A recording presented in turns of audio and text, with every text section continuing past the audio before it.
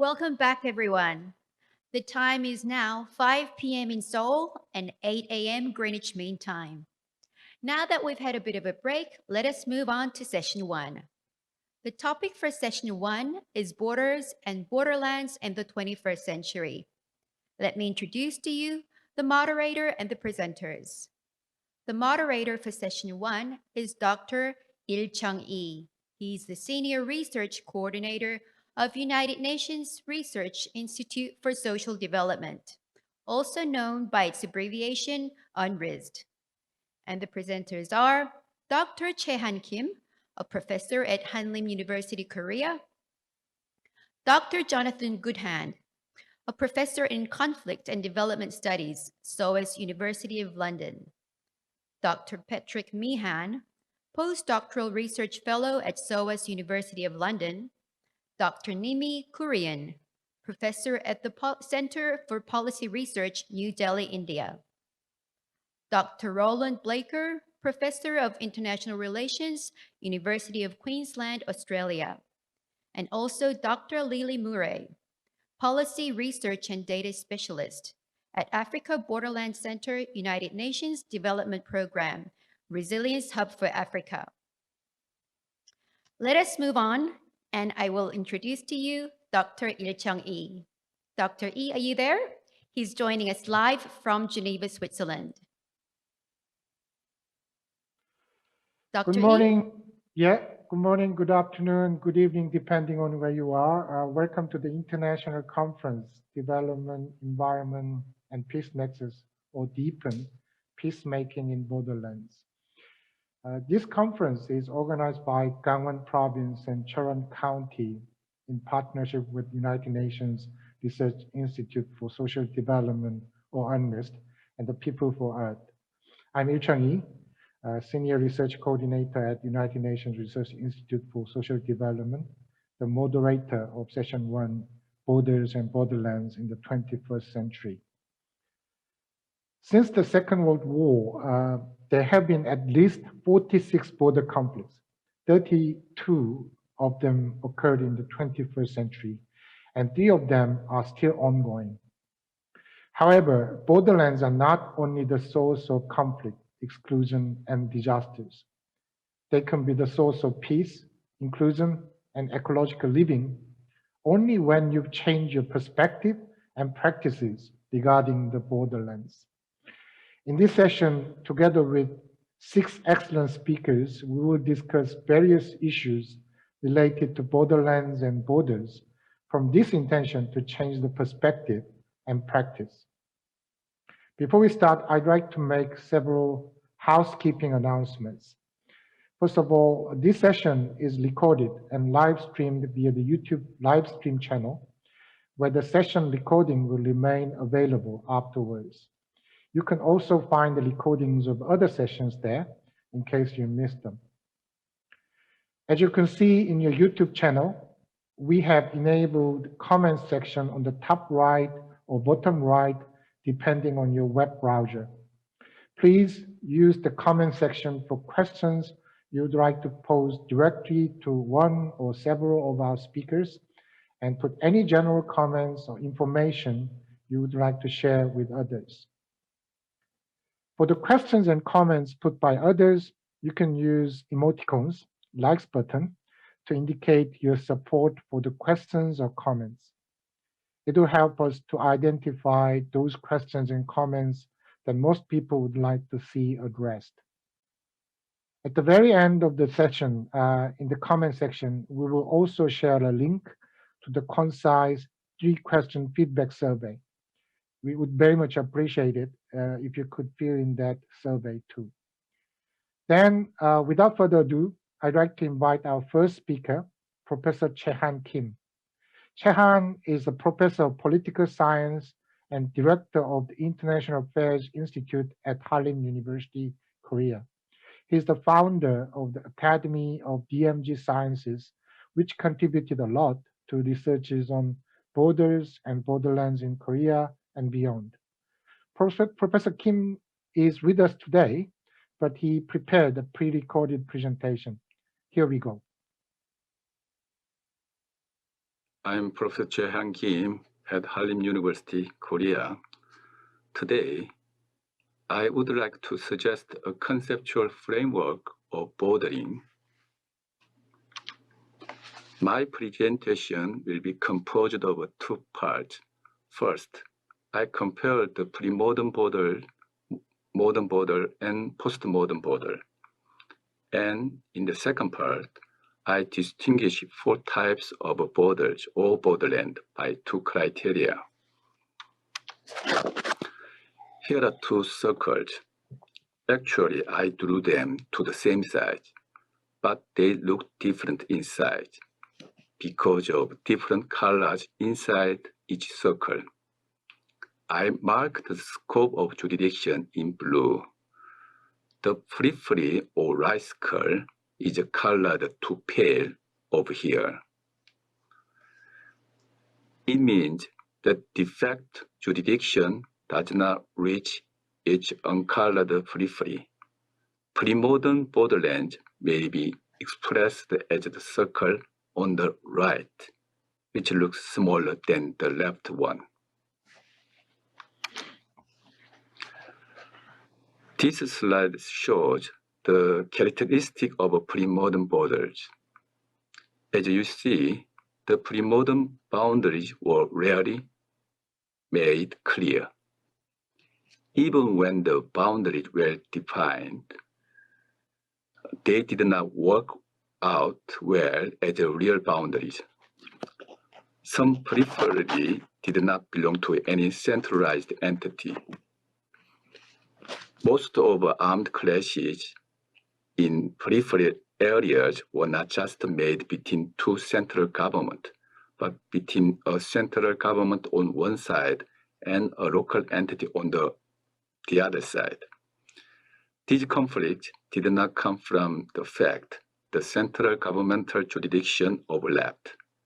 Instead, the conflicts were over peripheries that were not controlled completely by any central government. In this figure of the modern era, nation-states have sought to expand their jurisdiction by making their boundaries clear.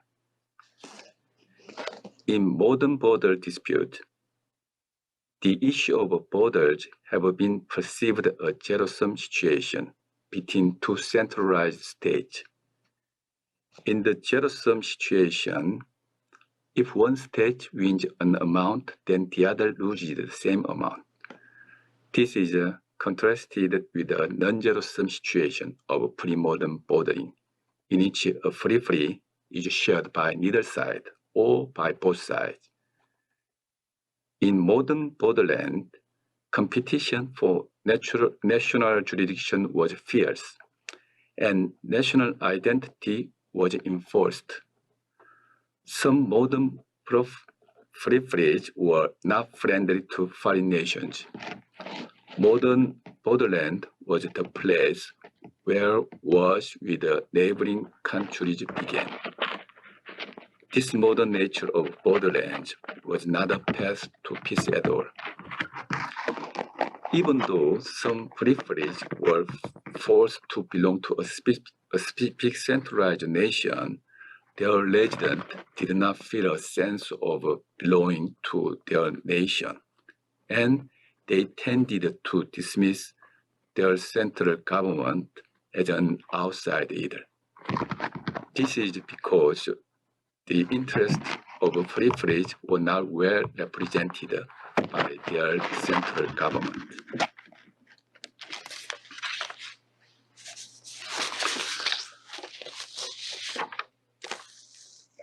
This figure symbolizes the postmodern border in comparison to modern as well as pre-modern ones.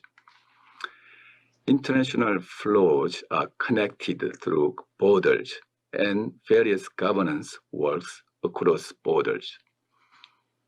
National identities overlap in postmodern borderland.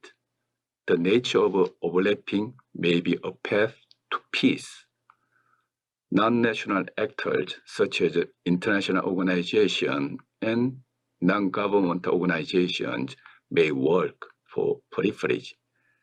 This change is called localization. With these three figures, we saw the nature of borders or borderland varies from time to time. Likewise, its relationship to war or peace varies from time to time. However, this order of time series sequence is not always true everywhere. The pre-modern, modern, and postmodern characteristics are mixed in current borderland. Therefore, to understand the current issues, we need a conceptual map of a borderland that includes all three eras. Now, let me talk about the second part of my presentation. 4 types of borders can be distinguished through 2 criteria.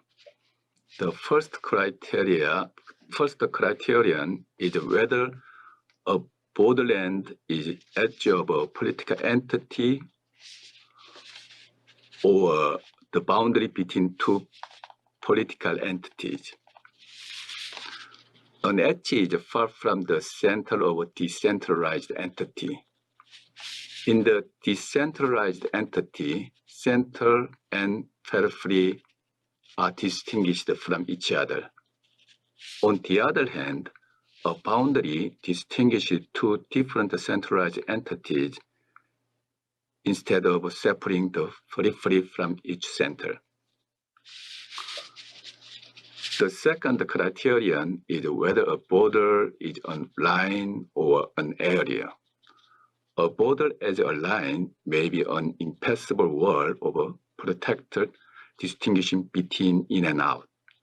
The wall controls their passage and protects against disease or other damage. On the other hand, a border has an area, maybe a passable route or window that mixes in and out. A border between warring neighbors may be called demarcation. That's the first type of border. Residents of a borderland often show adversarial attitude toward neighboring countries. These are observed in borderlands of ongoing wars or ideological confrontation, as in the internal Korean borderland. This is the phenomenon of demarcation. At the other end of a bordering characteristic, there are borders that maybe yield mutual interest by working as a path for human and ecological interchange. It is contrasted with the demarcation of exclusive ownership. Inhabitants of a periphery do not distinguish between their own nation and neighboring nations. The UNESCO Transboundary Biosphere Reserve contains sparse populations and they work as an important route for ecological values. The crown of a continent in the Rocky Mountains, where Canada and the US meet, is an example of a periphery. The International Sonoran Desert Alliance is another example of a periphery. The Sonoran Alliance is not a bilateral, but a trilateral or tricultural organization with a Native American reservation included.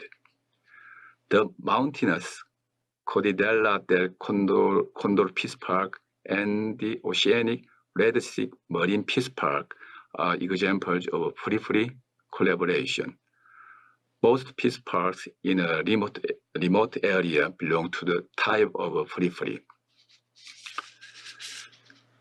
Delimitation and march are intermediate modes of borders between demarcation as a strong border and periphery as a weak border. If a border is a clear boundary with a neighboring country, and the borderland differentiated from each national center, then it may be called delimitation.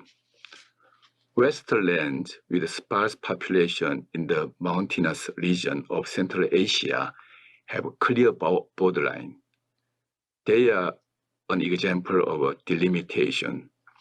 If a central government settles more people into a delimitation borderland in order to keep the borderline clear, then the borderland tends to take on a characteristic of a demarcation. The last type of border is march. If a borderland across boundary is not differentiated from its national center, then it may be called a march. Borderland under no jurisdiction over any state is not a march. Some rivers in southern Africa are de jure borders. However, there are frequent transboundary activities. Under this framework of bordering conceptualization, border cooperation is more likely in the periphery. Such actors as international organizations, NGOs, and local societies seem to play a more positive role in border cooperation than national government. Border cooperation is more likely to be achieved when local interests as well as global needs are satisfied. Such cooperation may ease confrontation between central governments. Buffer zones have not been established as a line, but an area. However, they do not work as a route at all. For instance, the Korean Armistice Agreement has fixed a military demarcation line, which is surely a sort of a demarcation. Some specific areas needed to be demilitarized in order to ease the linear confrontation between North and South Korea. The agreement has established a demilitarized zone, DMZ, with letting both sides withdraw 2 kilometers from the military demarcation line. The military confrontation along the DMZ has kept civilians out of the bordering natural ecology area. The Korean DMZ's ecosystem has been restored to its natural state through restriction on human access to it. Even the type of demarcation has some positive effect. The nature of bordering matters in peace, ecology, and development of borderland. What type of bordering each borderland should aim for depends on each given condition. It is necessary to analyze the cost and benefit of new bordering scheme in depth. Thank you. Thank you very much for your excellent presentation on the concepts of borders and borderlands and their implications. Then I'd like to invite our second speaker, Professor Jonathan Goodhand. Jonathan is professor in conflict and development studies and SOAS, University of London, the UK. As a leading scholar in this field, he has been doing research on the political economy of the margins. Professor Jonathan Guten is with us today, but again, he also prepared pre-recorded presentation. Please start the presentation.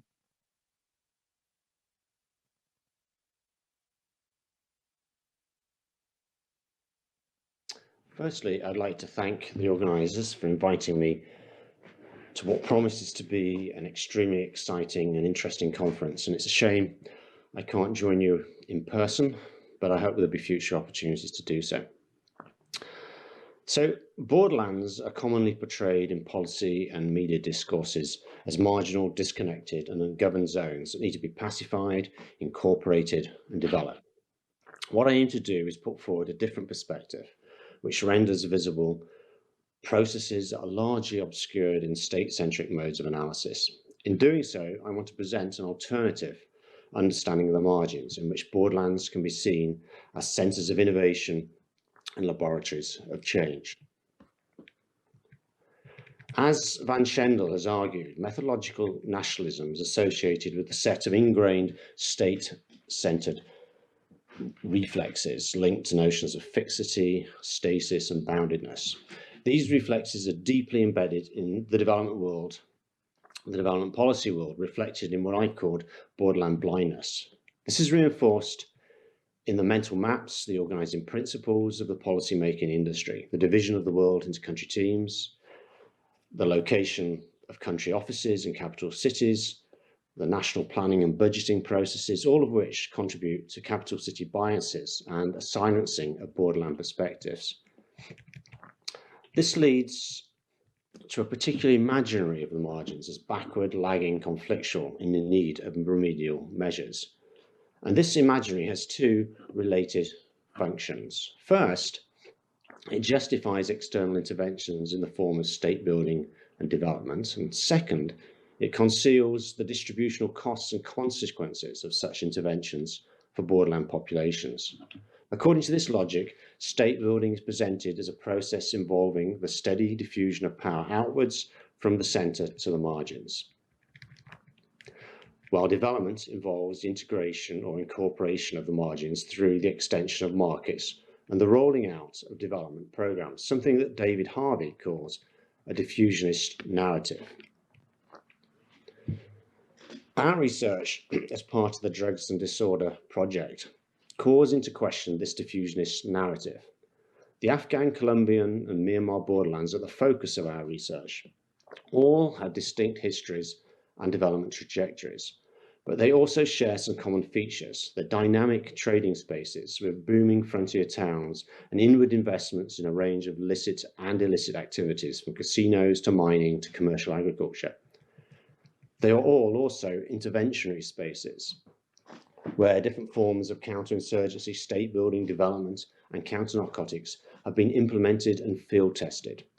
Far from lagging behind or being disconnected, they are extremely dynamic spaces linked into regional circuits of people, financial flows, commodities, and ideas. They're best understood as disruptive and transformative spaces, often at the leading edge of processes of political and economic change. And this leads to a hypothesis that we're trying to develop in our research, that the assumed pathologies of the margins, violence, insecurity, illicit economies, are less about the failure to integrate than a consequence of the precise ways in which these zones are connected to networks of state and market power. We contend that variation across borderlands in terms of conflict, governance, and development is a result of how these regions have been integrated into national, regional, and global political economies and networks, rather than their lack of integration. This relational approach focuses on how centres and peripheries are intimately connected and co-produced, often through a contested oscillation of power backwards and forwards between institutions and actors located at the centre, in the periphery, and across the spaces in between. And pivotal to these integrative processes is the role of brokers and brokerage. Brokers bridge spatial, political, economic, legal, and ideational synapses. They manage, filter, and direct flows of power, resources, and ideas that connect centres and the margins. So these dynamics I'm going to briefly explore now in reference to state building and development processes, drawing on our research. So borderland and frontier regions present particular challenges to the state and tend to be ruled differently from other regions. Frequently, they are places where sovereignty is contested, the means of violence is fragmented, and there's a long-standing insurrectionary tradition. State building is less about the monopolization of violence and the routinization of power than the franchising out or reallocation of violence rights to intermediaries so as to reconfigure political settlements and tilt the balance of power in favor of the state, but rarely definitively so. For example, in Myanmar and Colombia, the state has over many years operated in borderlands through militia or paramilitary forces, alongside the deployment of an admixture of counterinsurgency, securitized development, and counter-narcotics programs. Coercive brokerage provides a temporary fix to the challenge of frontier governance, but also it creates new contradictions and social impasses that require new brokerage fixes by the state. Over several decades of war and stuttering peace processes, the borderlands have experienced repeated moments of rupture and ongoing violence. This was less about the absence of the state than the ways in which the state sought to negotiate or impose rule in the periphery, leading to what might be called a functional disequilibrium or political unsettlement, involving a perpetual standoff between the centre and the margins. 3 points flow from this analysis. First, the margins are centres of experimentation and testing grounds for different forms of frontier governance. Brokerage fixes may be trialled in one borderland space and then transferred to another. Second, coercive brokerage and indirect rule, rather than being a transitional phase, part of an evolutionary process towards a Weberian state, may be seen instead as a more permanent and desired set of arrangements. Central state elites may have a strong interest in perpetuating liminal borderlands as sites of experimentation and extraction that can be ruled on the cheap. Third, frontier governance rarely remains quarantined in the borderlands.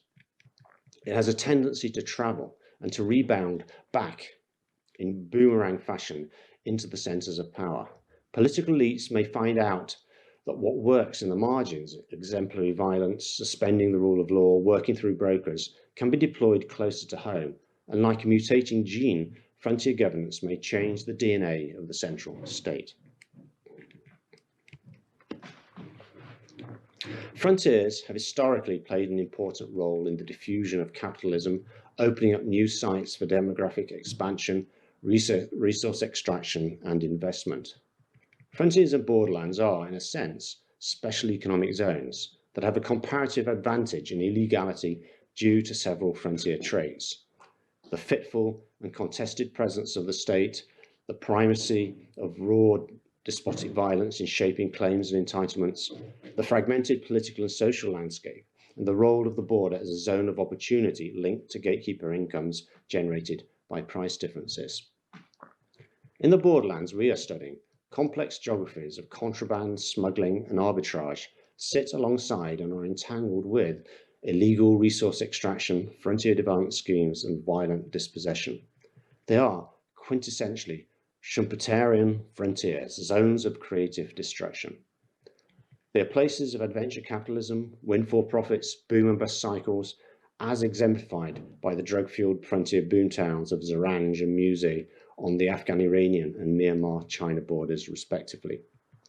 Such ecologies of constraint and opportunity create both a need and the demand for brokers who can channel and direct flows, mediate claims, and manage conflicts in the absence of formal institutions to perform these tasks. Border zones are hyper-connected and extroverted spaces in which trading and economic relations are oriented outwards. These dynamics are rendered invisible by the borderland blindness already mentioned. Instead, an imaginary of the narco-frontier portrays unruly borderlands as a residual and delinquent, in need of ameliorative measures in the form of intensified development efforts to improve the connectivity of border regions so they can catch up and enjoy the fruits of globalization.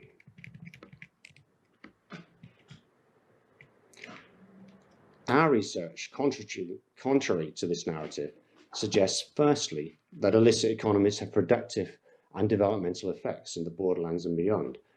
They're an important safety net, as well as a source of social advancement and inward investment, including infrastructure, illicit businesses, and public goods such as healthcare and education. The proceeds of frontier zones also flow into the property markets, banking sectors, and infrastructural development of metropolitan centers, including Kabul and Dubai, Bogota and Miami, Yangon and Kunming. Secondly, formal development efforts are not automatically an antidote to borderland pathologies.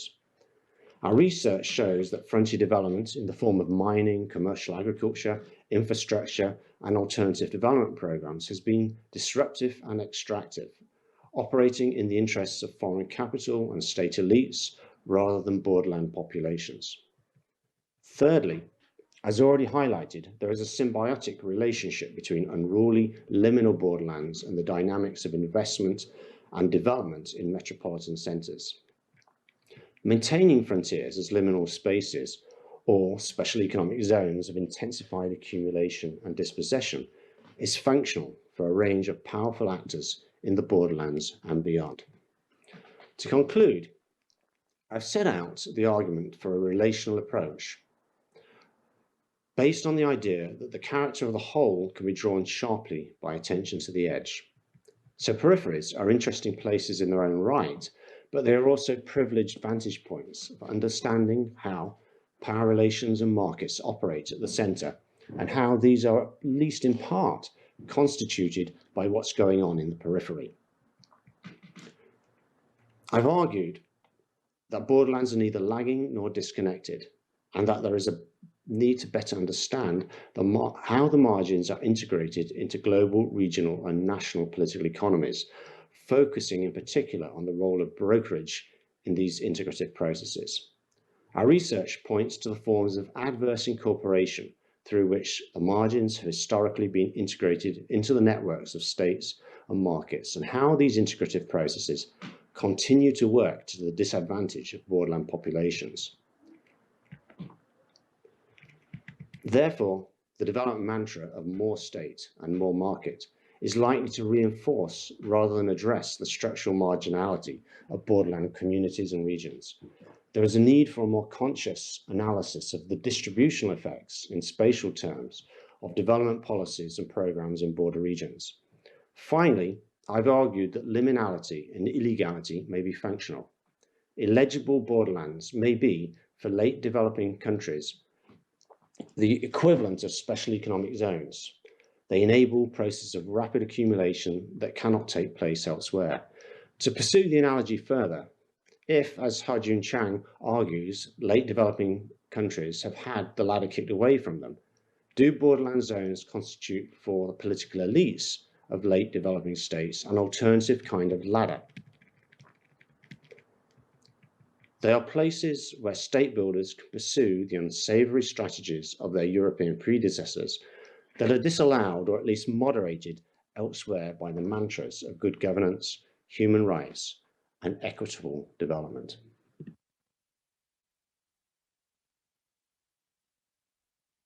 Thank you, Professor Jonathan Guten, for your excellent presentation. I think it demonstrated very well the problems of borderland blindness and state-centered approaches, and also the importance of alternative approaches to the margins, borders, and borderlands. Now, I'd like to invite our third speaker, Dr. Patrick Meehan. Patrick is postdoctoral research fellow, CAUS, University of London, the UK. He's co-investigator of a 4-year research project, which the previous speaker, Professor Jonathan Guten, briefly mentioned. Patrick is also with us today, but he also prepared pre-recorded presentation. Please start the presentation. Hello everyone, my name is Dr. Patrick Meehan and I work in the Development Studies Department at CAUS.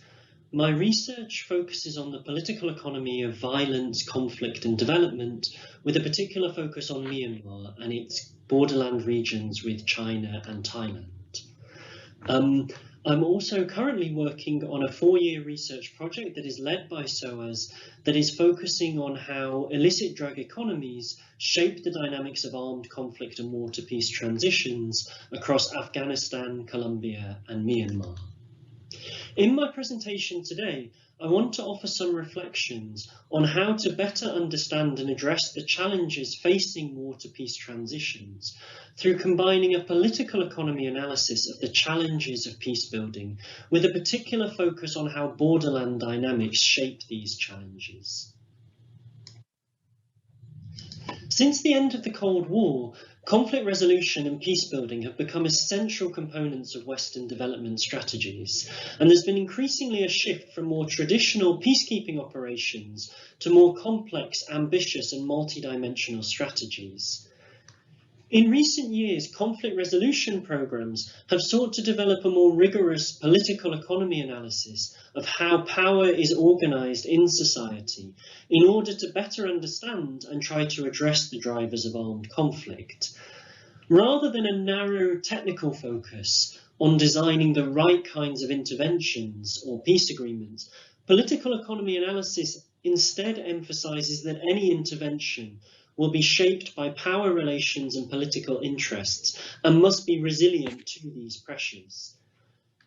This more critical political economy analysis has been really important, I think, in improving understandings of the stability of war to peace transitions and assessing whether post-war political settlements are likely to lead to more or less inclusive outcomes over time. However, a continuing weakness within political economy frameworks has been a failure to address the specific spatial dynamics of borderlands. This is despite the fact that borderland regions pose particular challenges for conflict resolution. Subnational conflicts with strong cross-border dimensions are the most widespread, intractable and deadly forms of armed violence in Asia, which is the area that I know best. Since the 1990s, these conflicts have affected half of the countries across South and Southeast Asia.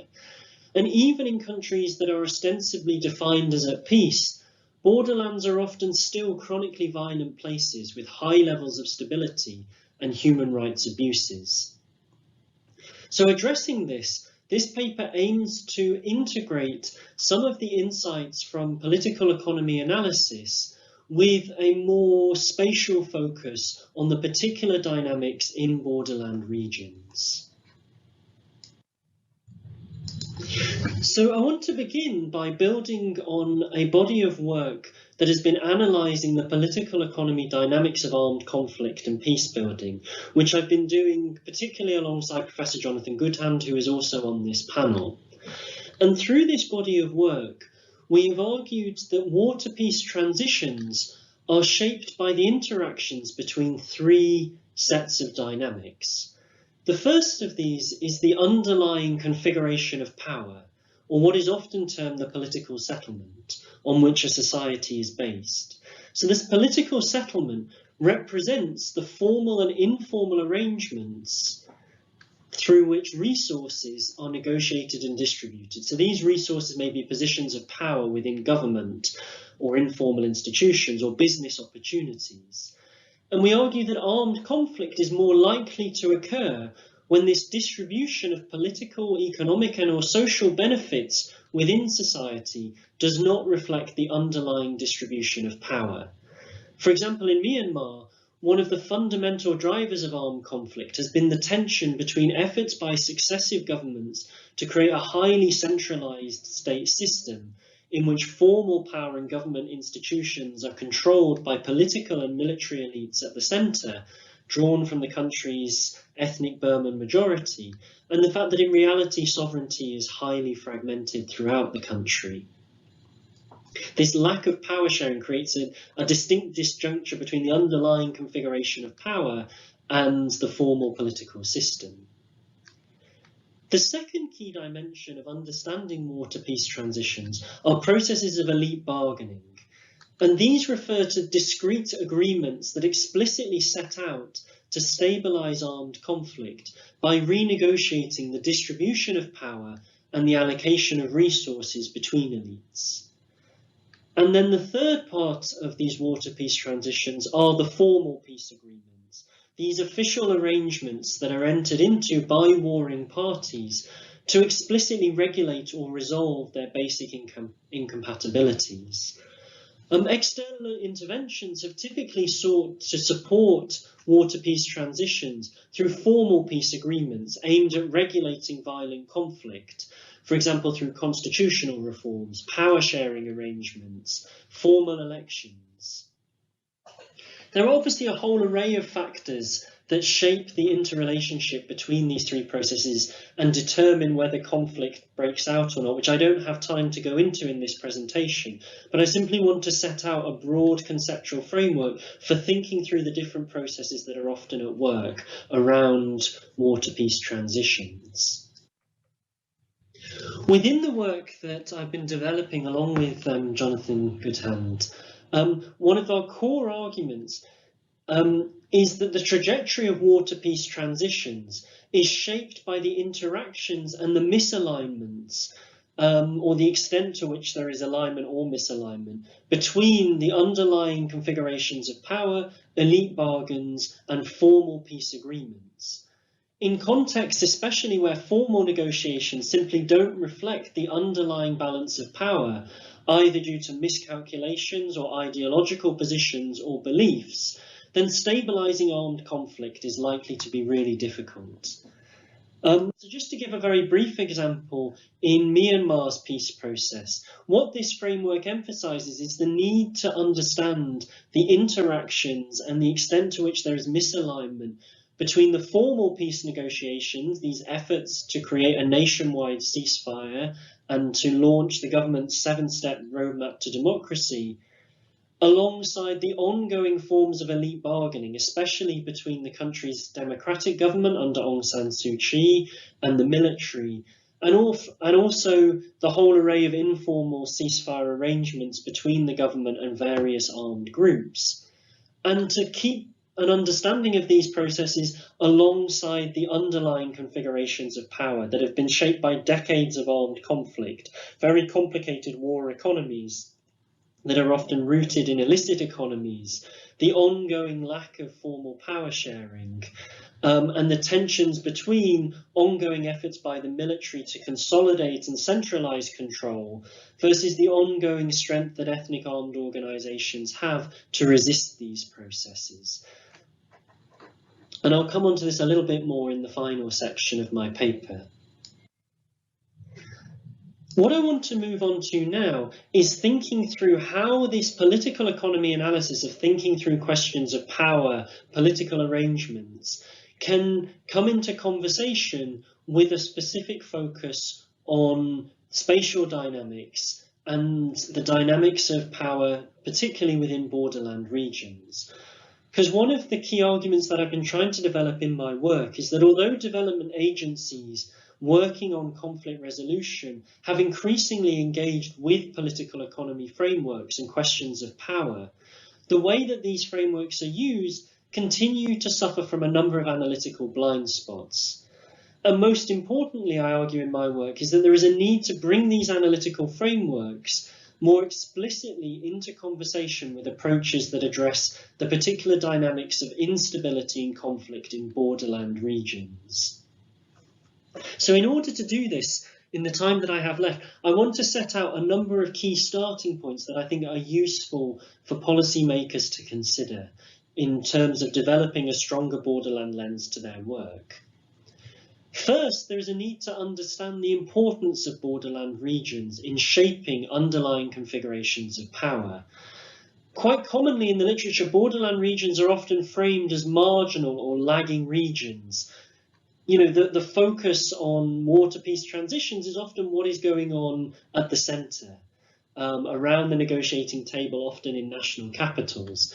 However, borderlands are highly sensitive spaces which offer distinct opportunities and challenges to competing elites. They're often central to narratives and anxieties of national identity and projections of sovereignty. Cross-border trade and investment can generate key revenue flows and rents. Cross-border networks and alliances with external patrons can generate key sources of power. So far from being marginal spaces, borderlands are often actually central to power relations and elite bargaining processes. Second, I think there is a need to understand the particular challenges that borderlands pose to ruling elites and efforts to establish elite bargains as a way of stabilizing armed conflict. That the challenges that borderlands pose can include long-standing histories of weak state control and contested legitimacy of state authority.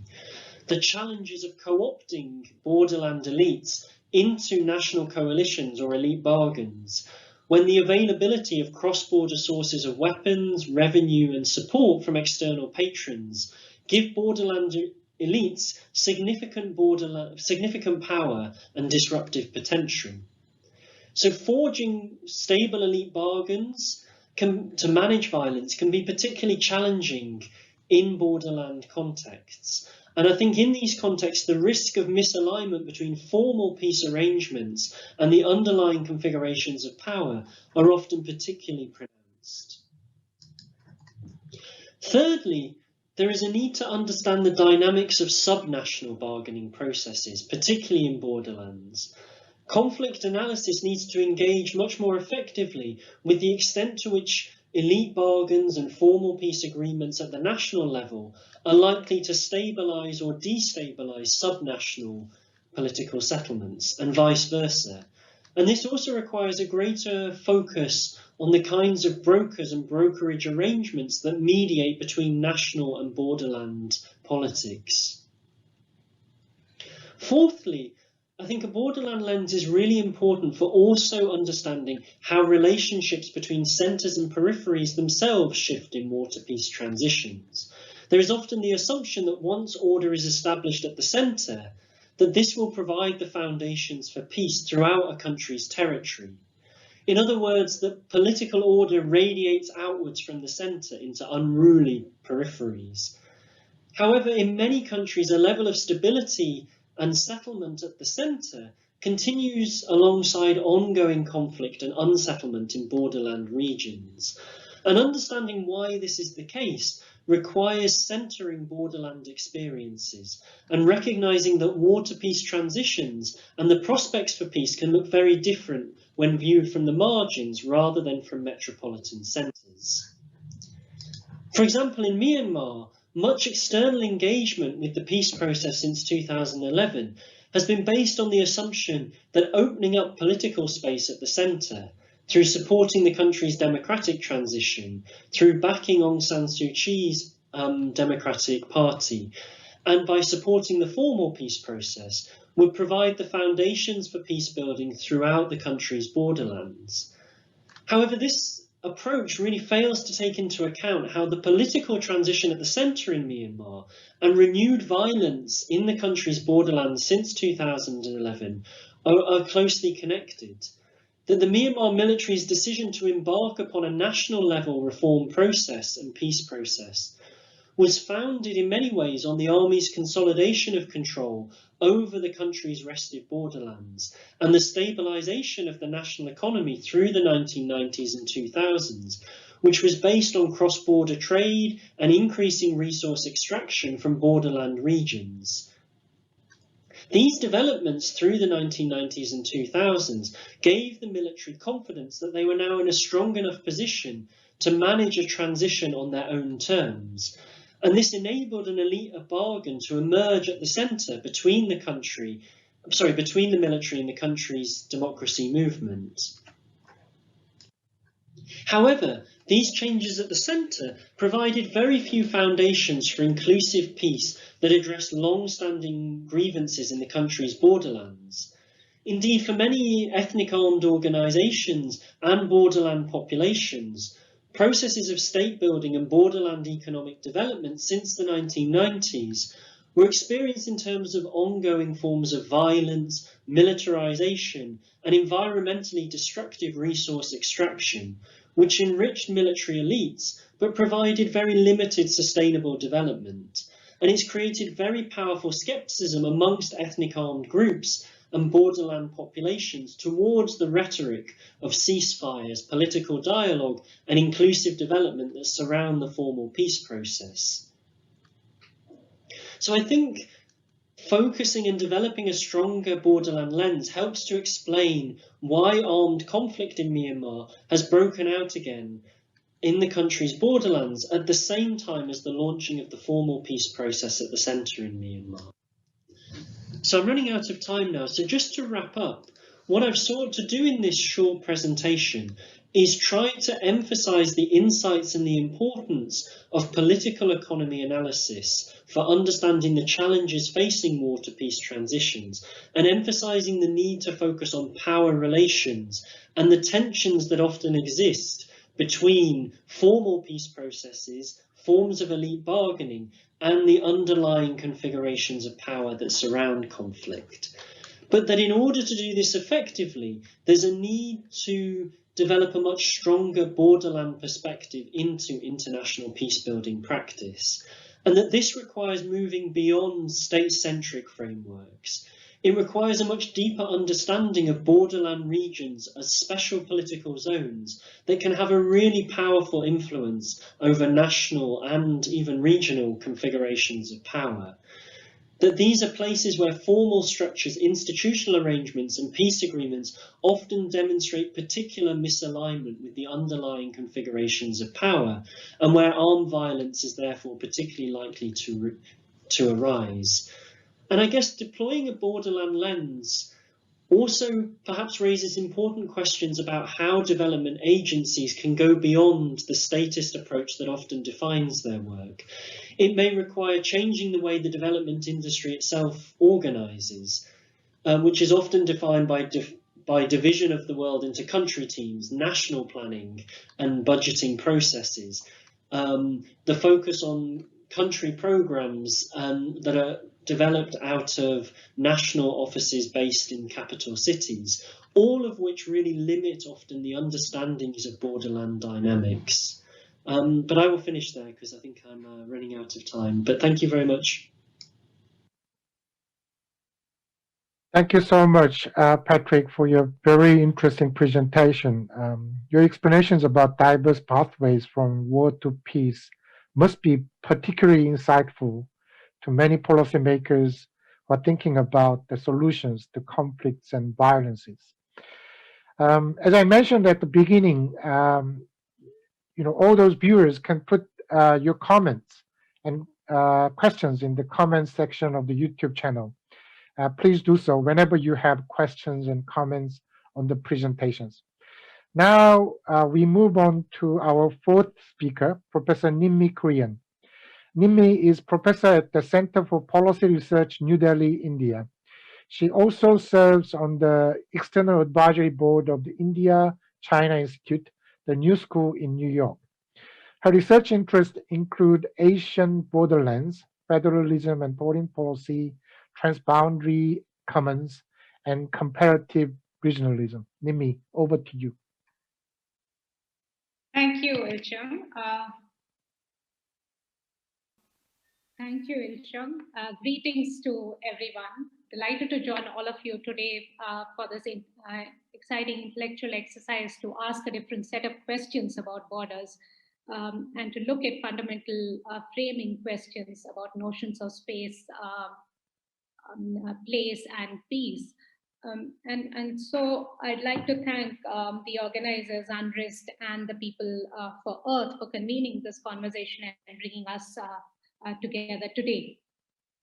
So what the key question I'd like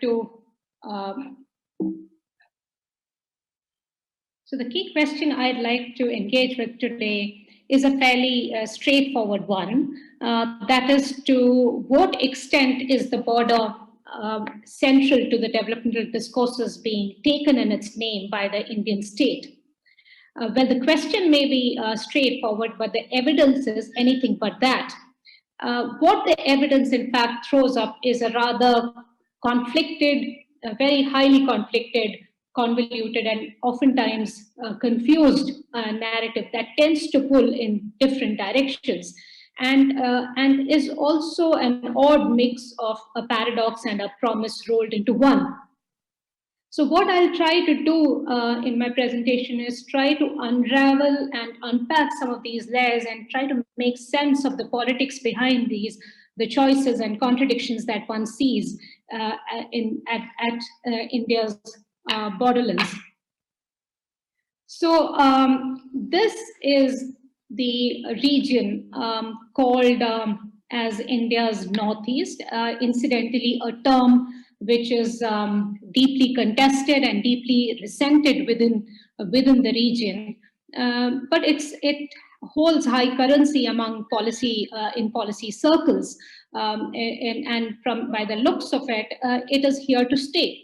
And one of the reasons why it's problematic is really because it tries to force fit, as it were, a region made up of 8 states with enormous diversity into this administrative catch-all category that has little resonance within the region. And it also happens to be a highly securitized region. In the corner, and this corner of democratic India happens to be in a permanent sort of state of quote-unquote state of exception. An example of this is the Armed Forces Special Powers Act, which was passed by the Indian Parliament in the 1950s and gives virtual impunity to the military, and has been in force at different points in time in different parts of the region. And it also has a number of active insurgencies. So speaking of diversity, it is home to, as I said, immense ethnic diversity. It has over 400.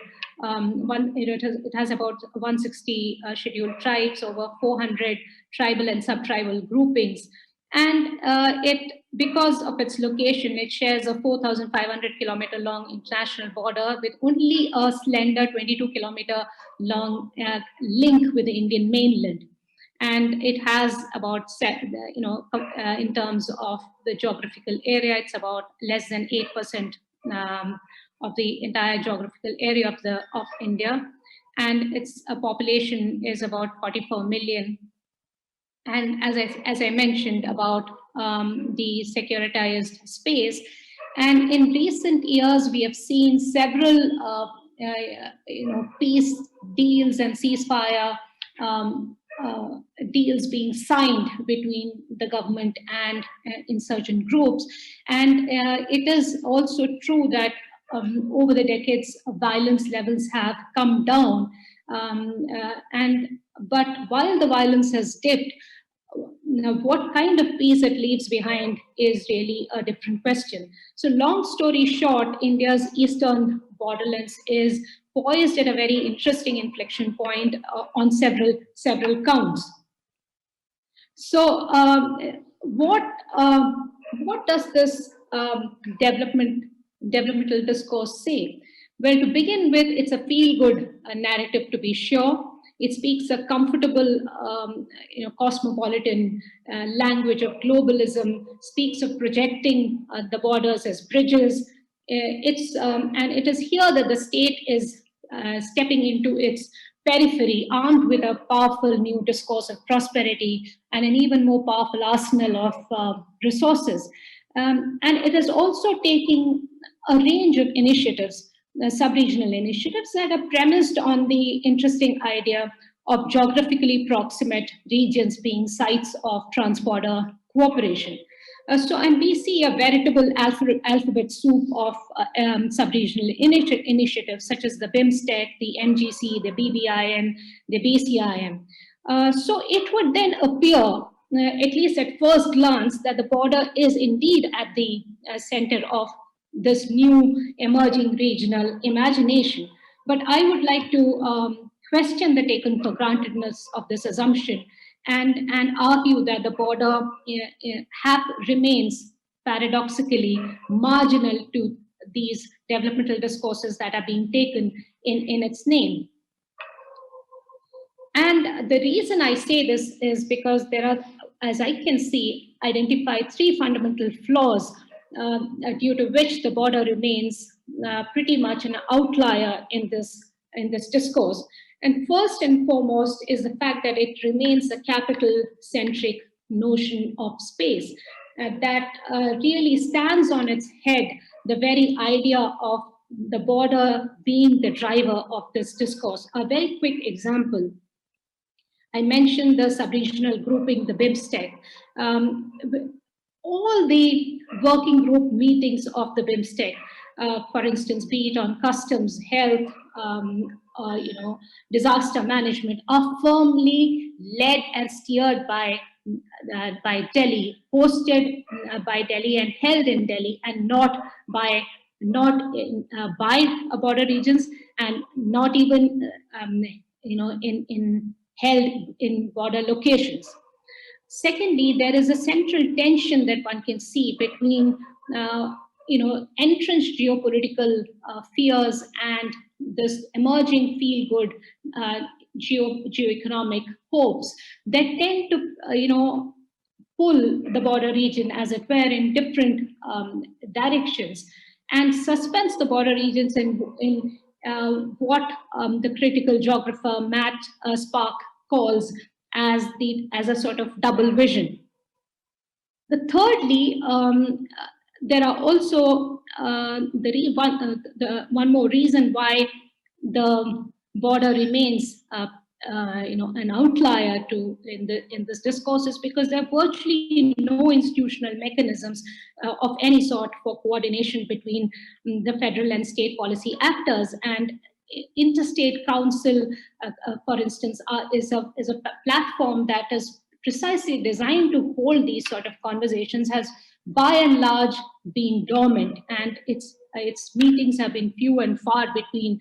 In fact, what is bizarre is like some of these meetings get, the difference, the duration between these two meetings are sometimes, like 15 years. So it's like you have this complete institutional sort of gap at the heart of this discourse that is really resulting in a range of distortions that one sees at the Borderlands. A quick example would be, take for instance the resumption of border trade, and which in actual practice becomes an exercise in what I would call choreographed trade. And this is a quick example of a border trade where we did some amount of field work a few years ago.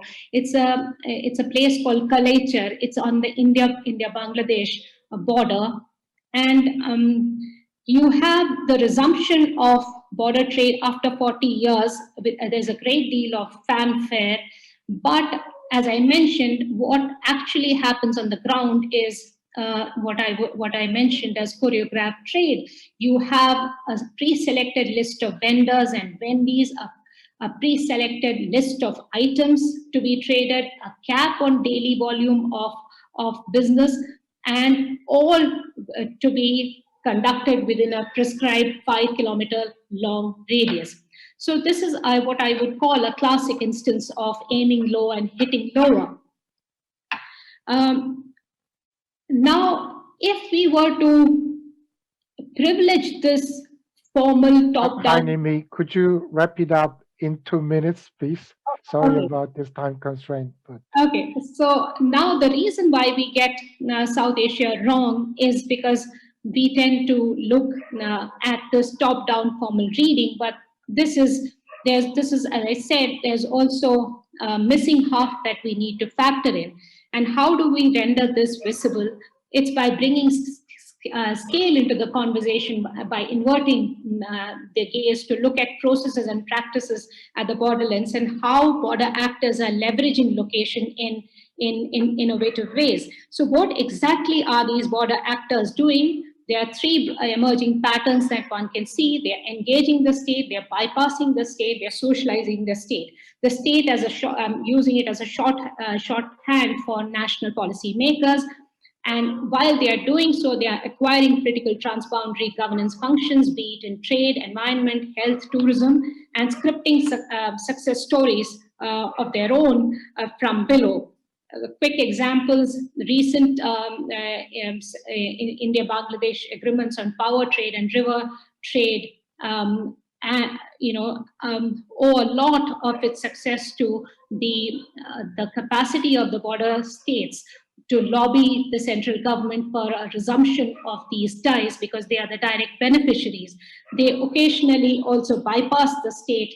We have interesting examples of what could arguably be among the first sub-regional problem-solving models where sub-state actors reach directly across to break gridlocks.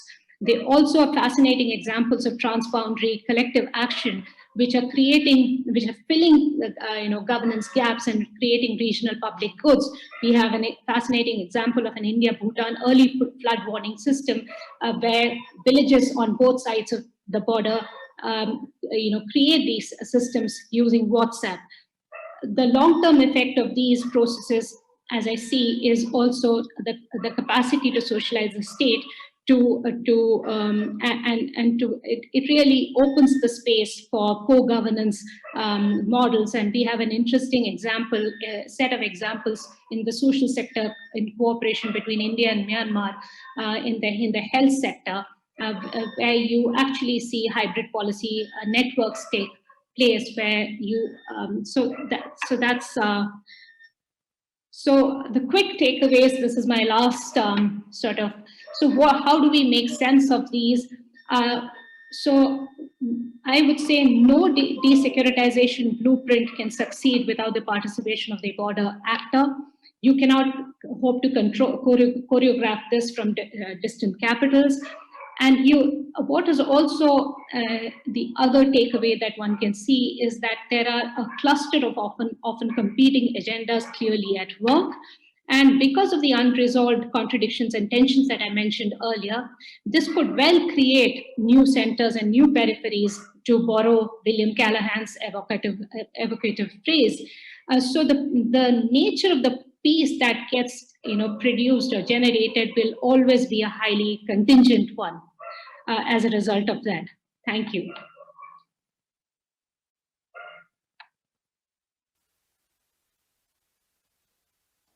You're muted, Il-chung. Sorry, I was muted. Thank you very much for your insightful presentation, Nimmy. I think the stark contrast between the rhetoric and the reality is a problem you often come across regarding the issues of peace and cooperation always. Now, I'd like to invite our fifth speaker, Professor Roland Blaker. Roland is Professor of International Relations at the University of Queensland, Australia. In his research, he examines a wide range of issues such as security, humanitarianism, and peace building, with a focus on the role of aesthetics, visuality, and emotions. In particular, Roland served as Chief of Office of the Swiss delegation to the Neutral Nations Supervisory Commission in Panmunjom between 1986 and 1988. For those who watched the Korean film JSA, in which Korean actress Lee Young-ae played the role of Swiss Army officer Sophie, he is the real figure of Sophie's boss. Roland is with us today, but he also prepared pre-recorded presentation. Please start the presentation. Dear viewers, my name is Roland Blaker, and it is a privilege to participate in your conference on peacemaking in Borderlands. I'd like to start by thanking the organizers of the conference, the United Nations Institute for Social Development and People for Earth, and in particular, Erin Hung, Samuel Brülisauer, and Dr. Il-chung, who of course is also chairing this panel. What I'd like to present today is reflections drawn on my own experience of working in Borderlands, in particular in the Korean demilitarized zone, and on my own photographs I took during this experience. I worked in the DMZ almost 35 years ago, and I reflect on these experiences and on the subsequent sort of decades of engagement with Korea and Borderlands in Korea. That's what I have in mind.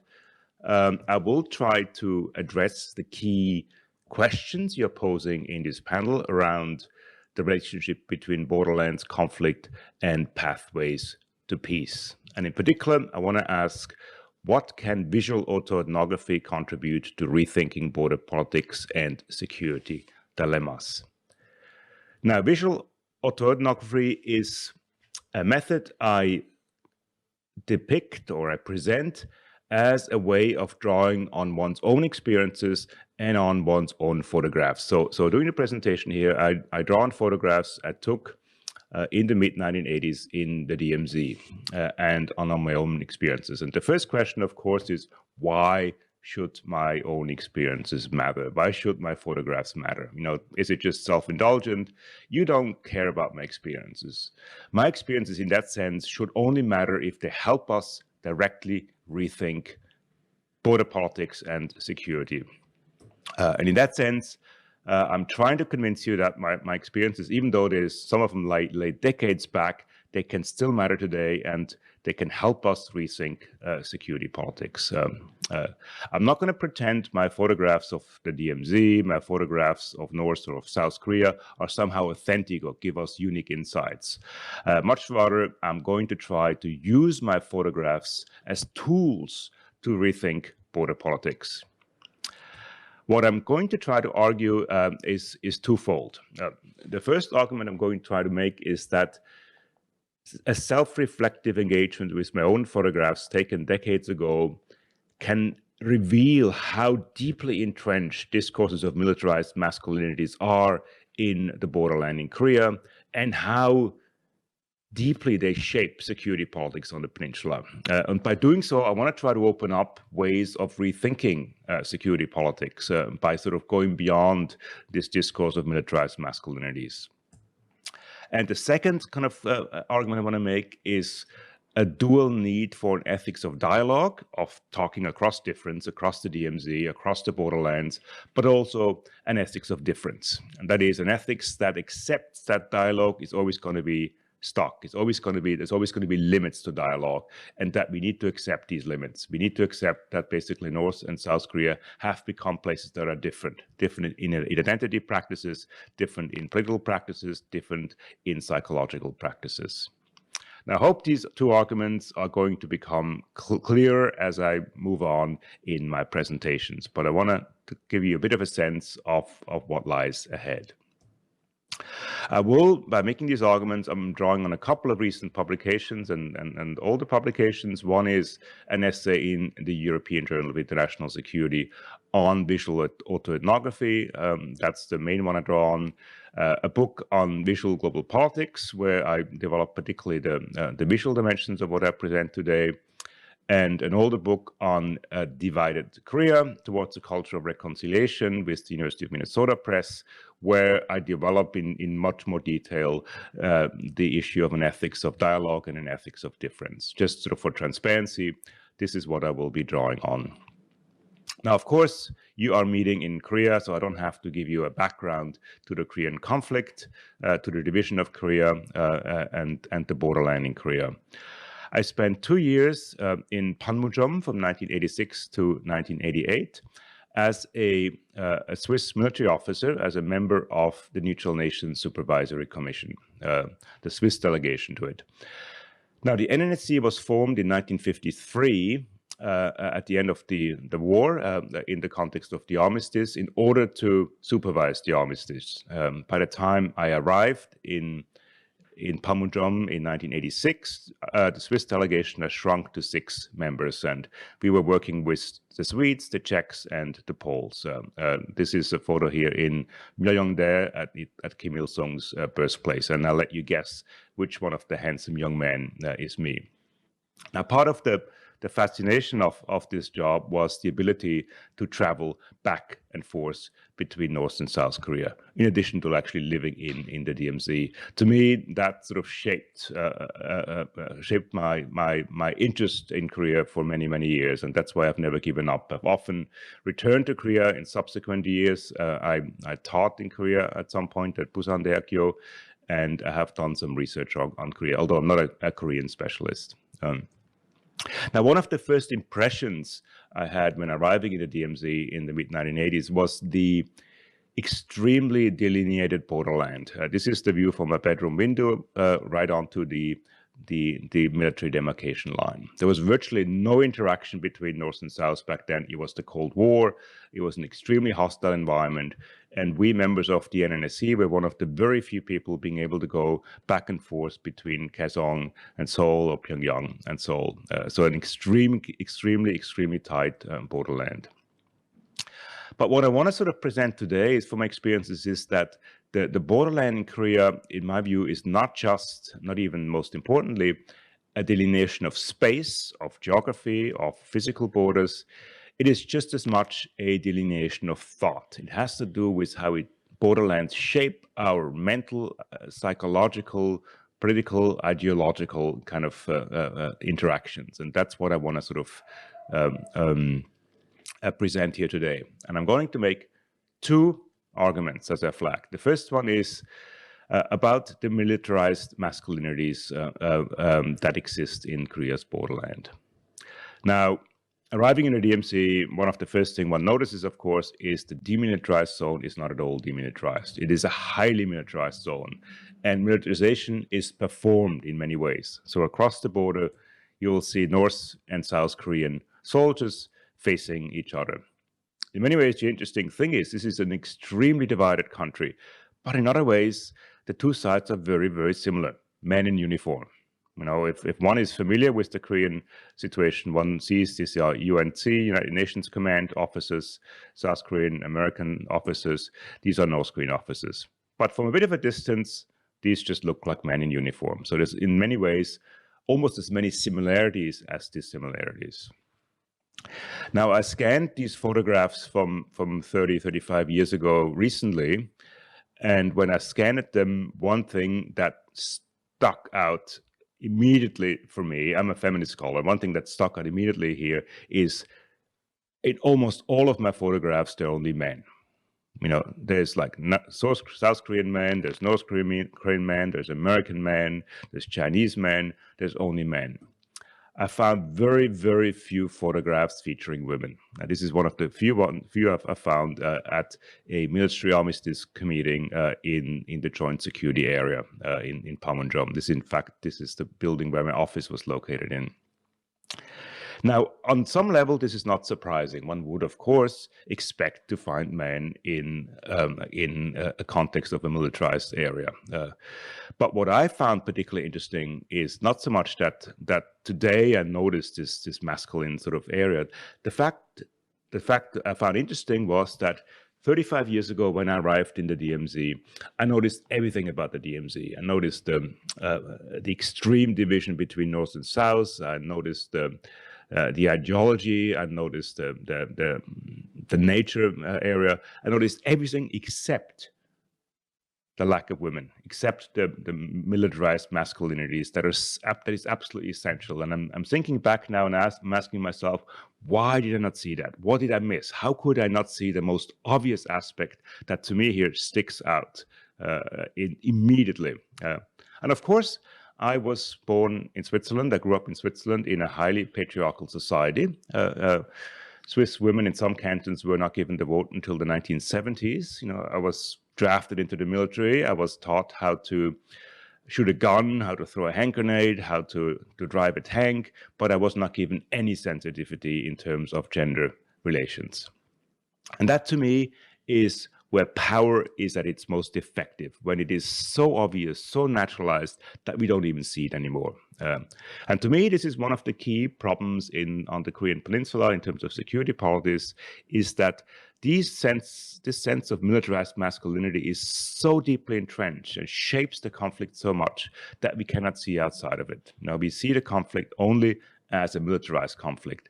And as a result, we also see solutions only as militarized solutions. And we sort of limit our ability to think innovatively about how we could possibly solve the conflict because we are caught in this way of thinking about borderlands, thinking about conflict, and thinking about pathways for peace. So I think the first point I want to make here, the first argument is that to think innovatively about moving ahead, we need to break free from seeing the Korean conflict only as a conflict that can be solved through security mechanisms, sanctions, militarized threats, and so on. So we need to think more innovatively about it.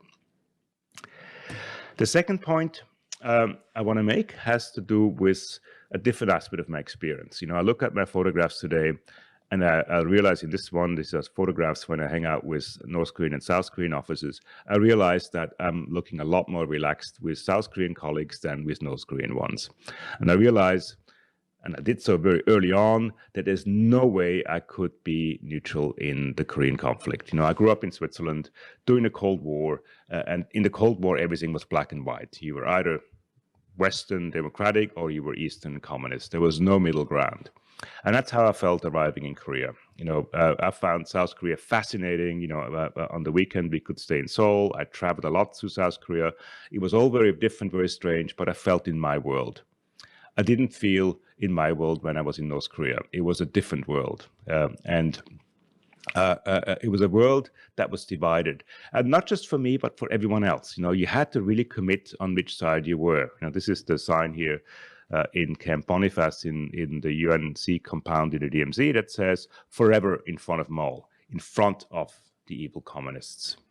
And this is how the world presented itself also when I look at my photographs. My photographs of North Korea show an entirely different world, and a world, of course, here dominated by communist architecture, a world dominated by the presence of Kim Il-sung. He was still alive back then. A world, in some sense, of hardship, of poverty, but also a world of everyday life. That's and in my essay on visual ethnography, I say a lot more about that.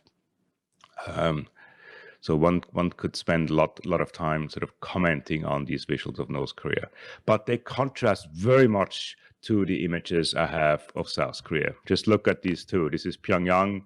This is Seoul. And now Seoul, a cosmopolitan city back then in the 1980s already, gearing up to the Olympic Games. Here is the clock counting down the days to the Olympic Games in Seoul. A democracy, or rather an authoritarian regime in the process to democracy. I witnessed the massive demonstrations in 1987. So what I want to say here is that basically these were two completely different worlds, and couched in a language, a political discourse, an ideological discourse that was extremely hostile. Basically to be South Korean meant not to be North Korean. To be North Korean meant not to be South Korean.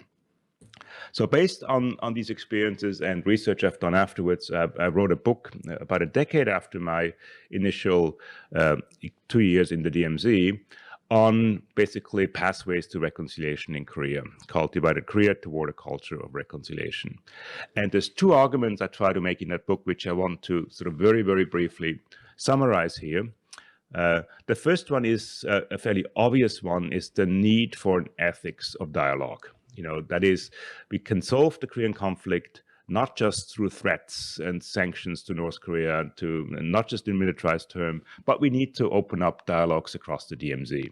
And as I said, the DMZ in the 1980s when I was there was completely sealed. There was virtually no one going back and forth except us Swedes and Swiss and Czechs and Poles. So the ethics of dialogue would mean opening up interactions between North and South. This is, of course, the whole idea of the so-called sunshine policy initiated by Kim Dae-jung and then continued by Roh Moo-hyung and sort of practiced in various ways during subsequent administrations or not. The idea to have exchanges of like economic interactions, to open up a train line, tourist visits to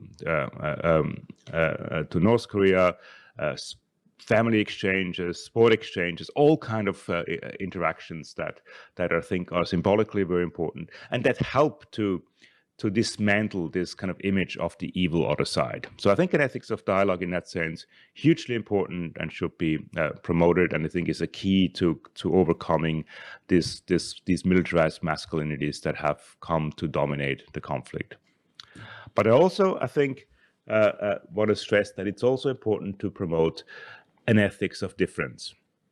That is, to recognize that dialogue, no matter how important it is, no matter how widely it's practiced, is never going to be able to kind of do everything. There's always going to be something left. There's always going to be differences left.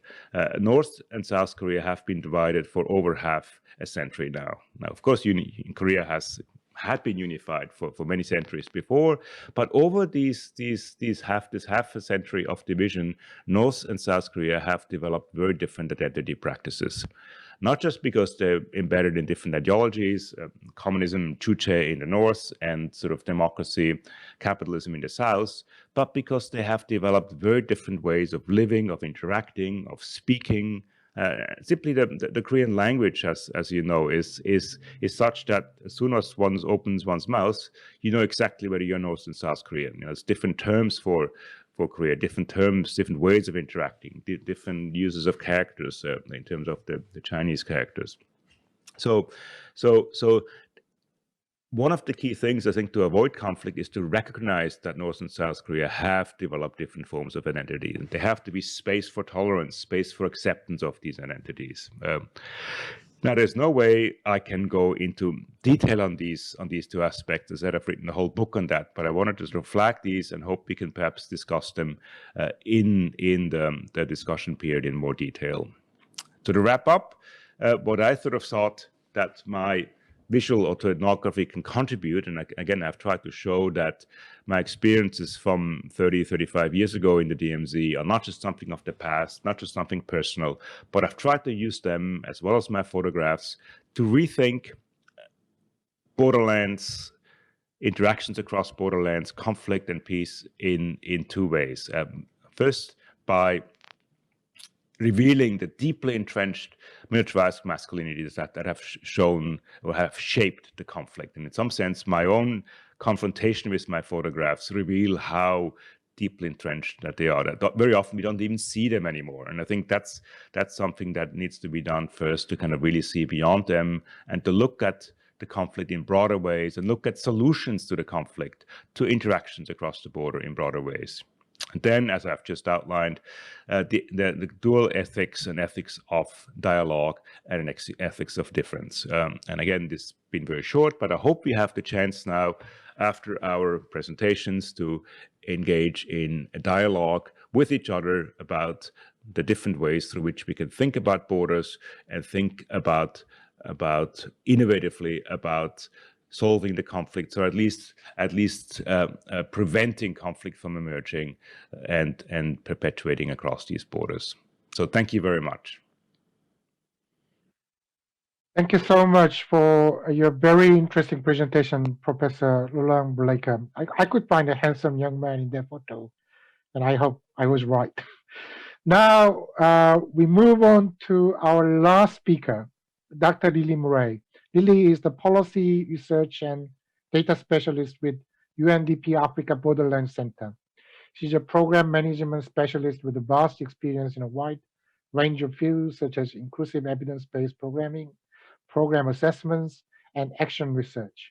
Over to you, Lily. Could you keep your presentation to 13 minutes or less than 13 minutes to have more discussion time? Thank you. Thank you.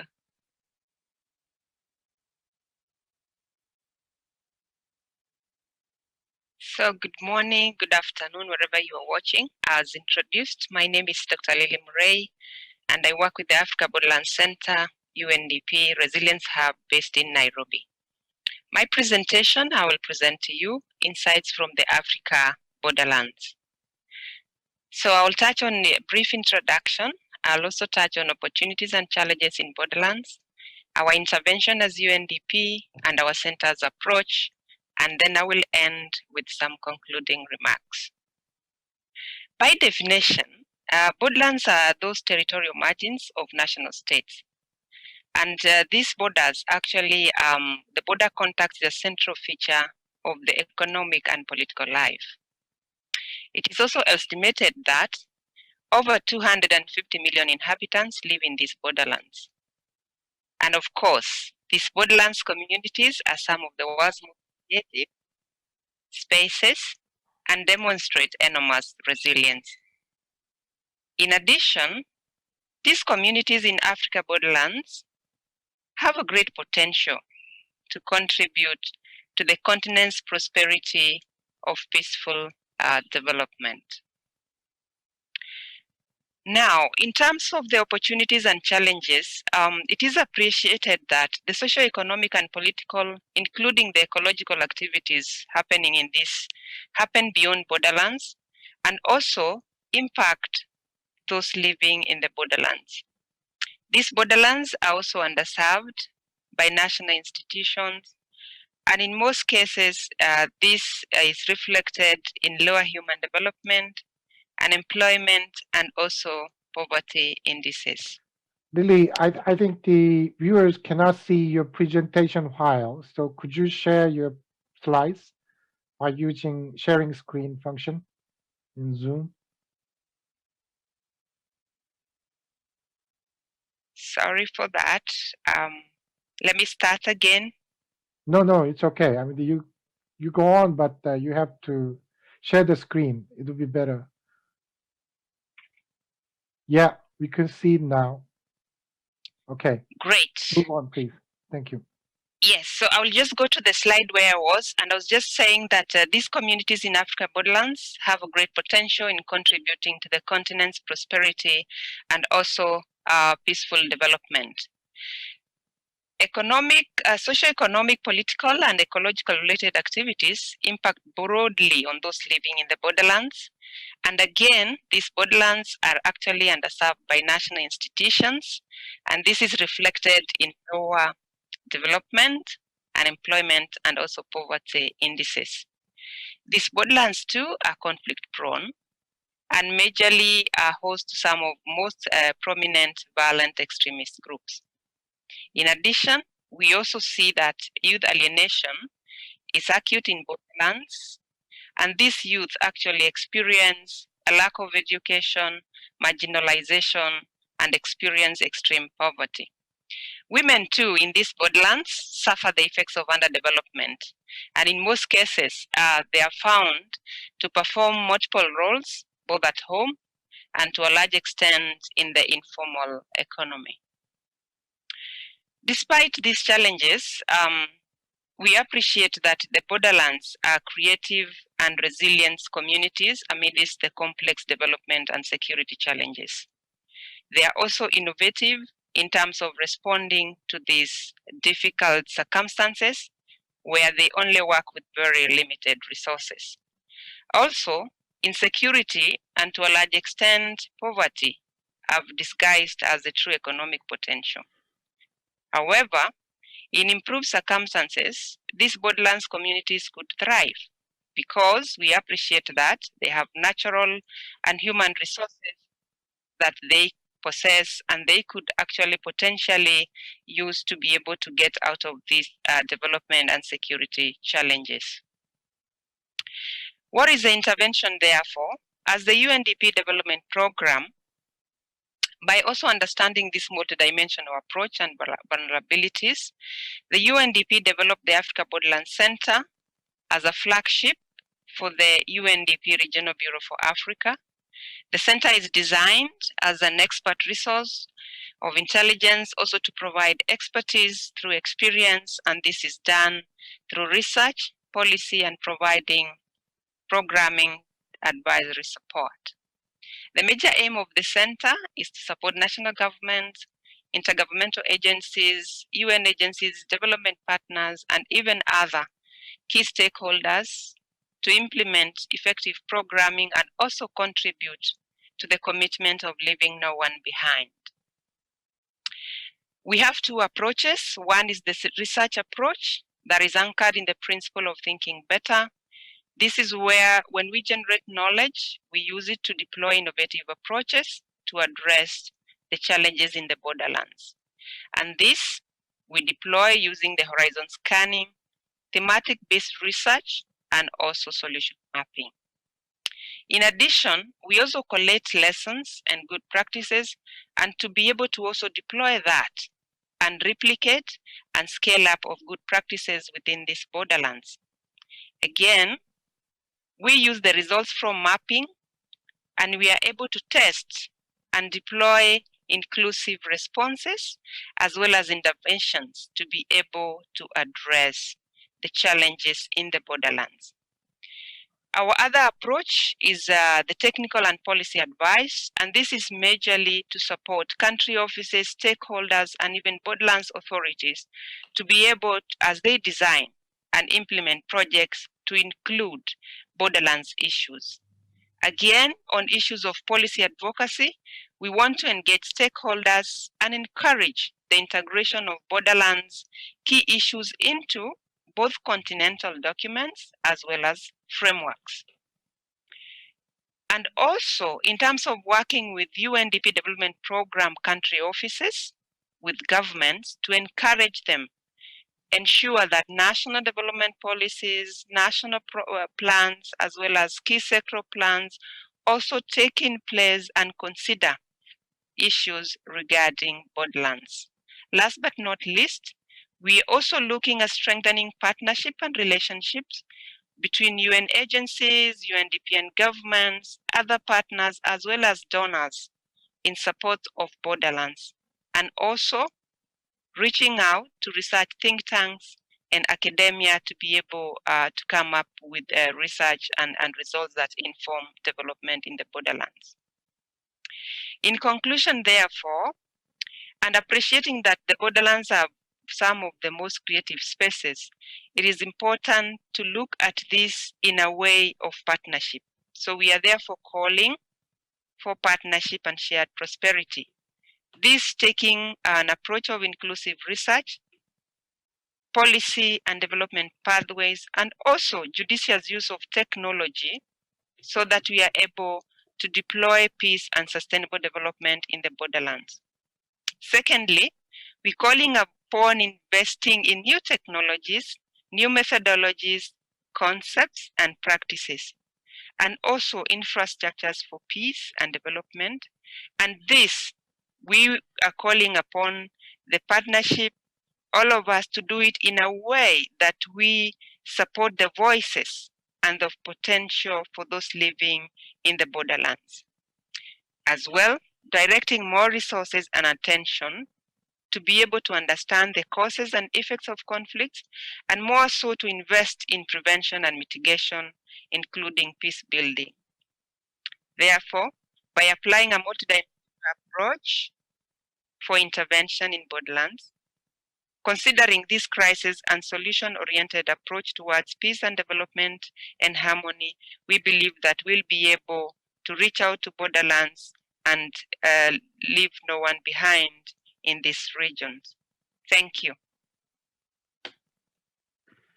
Thank you so much for your excellent presentation, Dr. Lily Murray, and I wish you, the best of luck, and best of luck to your institute, Africa Borderlands Center too. We have listened to all 6 presentations now, and we asked conference participants to put the key questions related to the theme of the conference and found some questions quite relevant to our session. They are as follows. Do you distinguish between flexible frontiers and fixed national borders? This is a question from Wolfgang Pipe of Belgium. And the next question is, how do traditional national institutions create cross-border linkages? This is a question from Fred Coccozelli of the United States. And third question is, how does border imperialism scale with this focus on peace? This question is from Patricia Rodriguez from the United States. And the next question is, how do the development of borders or borderlands and their appropriation by different groups transform conceptions or concepts of geopolitical territory? This is a question from Chris Romanos of the Netherlands. And how can he communicate and come to a mutual understanding about what peace may mean for borderlands? This is a question from Yuli Kim of the Republic of Korea. And we have several questions from the floor too. One question is about the concept of boomerang effect, which is directed to Jonathan. And the other question is about the kind of oriental connotation of the mapping of borders, directed to Jonathan and Meehan. And another question is about the kind of implication of recent trends to build up borders with wars. I mean, you can find it in the United States and all that. And what is the implication of that trend or policy? So maybe you can pick up some of these questions and answer those questions. And we have around 20 minutes. So who would want to go first?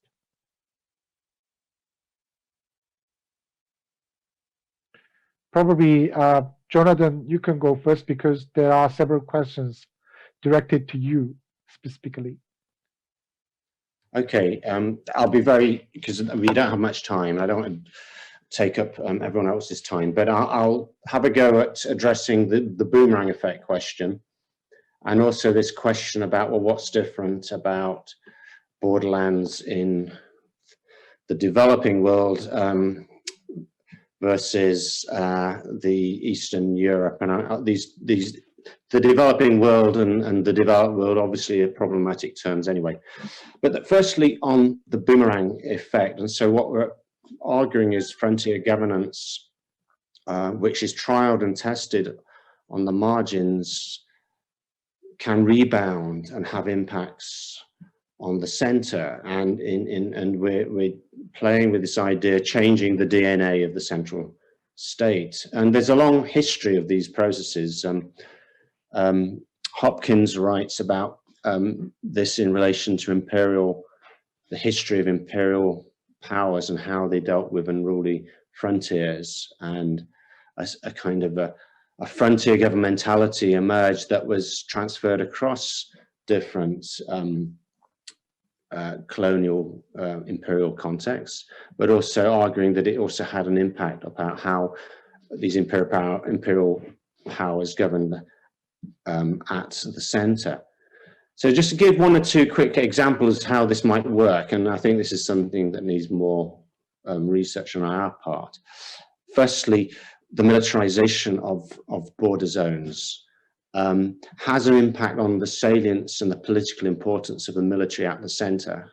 And I also do work on Sri Lanka, and the way the Sri Lankan state dealt with its frontier regions in the north and east of the country heightened the political and the military significance of the military. And then there was a rebound effect in terms of the kinds of governance at the center, including suspension of kind of human rights, targeting of forms of dissent at the center.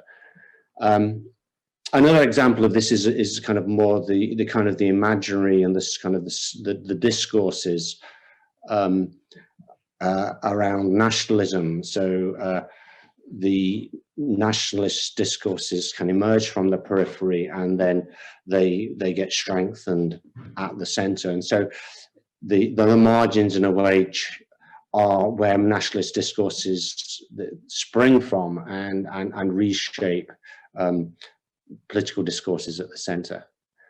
There's lots of other examples I could give, but I think there is something there about this recursive relationship between the center and the periphery and the oscillation of power and of discourses backwards and forwards.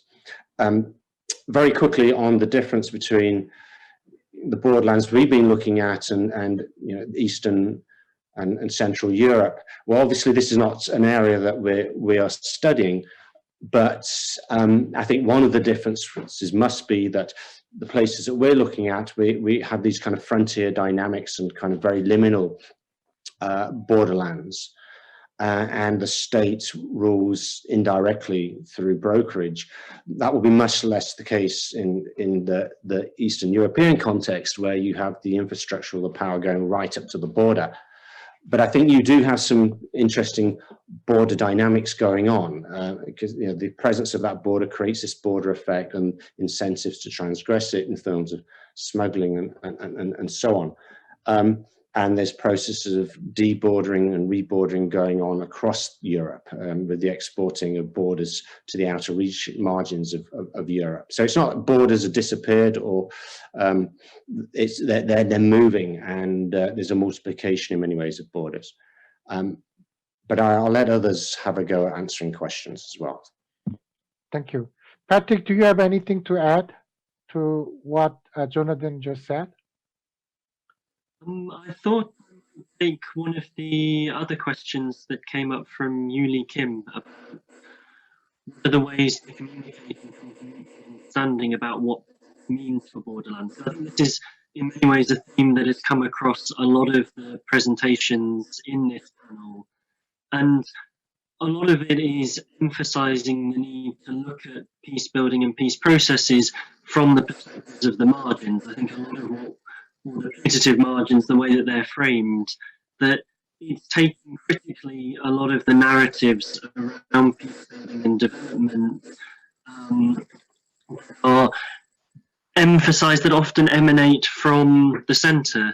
And this can be developed through a lot of work in terms of actually working with local research partner organizations in Borderlands, trying to find active ways of integrating marginalized voices into these discussions. That in the work on the project that we've been doing in Myanmar and across Afghanistan and Colombia, it's involved a lot of active field work in borderland regions of trying to capture the voices and the perspectives of people in these areas. And that also requires an acknowledgement that these voices are discordant. There are many different perspectives. There's not necessarily a one single borderland perspective on peace building or on development, but it requires much more of a sustained engagement with trying to support having marginalized voices, having a seat at the table, and having a chance to engage with some of these debates. And I think once you do that kind of work, you see a lot of the limitations and the platitudes around some of these narratives around development and peace. In some of the work that we've been doing in Myanmar, a lot of the people that we're working on within Borderlands sort of frame that development has become a dirty word in some of these areas, that for them it's linked with forms of environmental degradation, dispossession, militarization. That is often missed when you see these much larger sort of national or global narratives around borderlands as new economic corridors, new ways of providing prosperity and development. And I think it links a little bit back perhaps to what Jonathan was saying as well, around needing to have a clearer understanding of the distributive impacts of peace building and development, that this can often bring quite significant sort of progress, economic development, but it's looking at how the costs and benefits of that are distributed across territories in ways that often concentrate the benefits in terms of new flows of capital investment into regional centres, but at the cost of worsening forms of insecurity and precarity in borderland regions. So I think a lot of it is, I guess, what also myself and Jonathan were trying to hint at, about also thinking the way that the peace building sector is currently structured, that often serves to sort of prioritise sort of capital city bias, in which Jonathan calls it, and often ends up filtering out a lot of these more discordant narratives. So I'll stop there, but I think it's quite an important point in terms of methodologically as well as conceptually how you actually work hard to try and capture perspectives in non kind of majority languages, perspectives that are often marginalized and often quite difficult to reach populations. Thank you very much. Laurent, do you have anything to add to what was previously discussed, or answer any question from the questions we drew from the registration or floor? Look, maybe just given that we don't have much time, just one point. There's lots of really interesting questions, but what I find interesting is how the 6 presenters sort of seem to approach them somewhat differently. So we have on the one hand sort of Doctors Kim, Goodhand, and Murray, who sort of almost look through a macro approach that looks at big global patterns or regional patterns of how borders work in economic ways, in political ways, in social ways. And then we had the presentations by Drs. Kurian and Meehan and mine that look at very specific cases, you know, like Korea, India.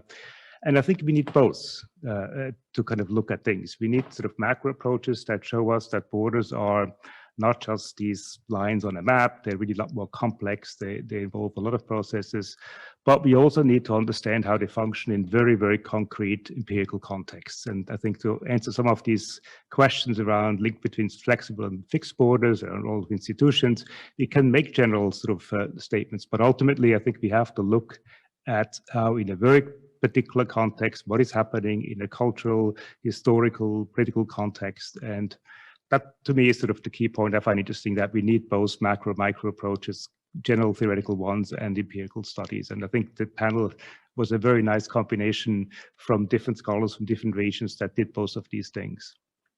I have one question to you if I abuse my role as a moderator. I mean, what would be the one key difference between Korean border and other borders in other countries? And what would be one similarity, key similarity between these borders, which can give us some insights and, you know, policy solutions to deal with different problems in South Korean borders and other borders in different parts of the world?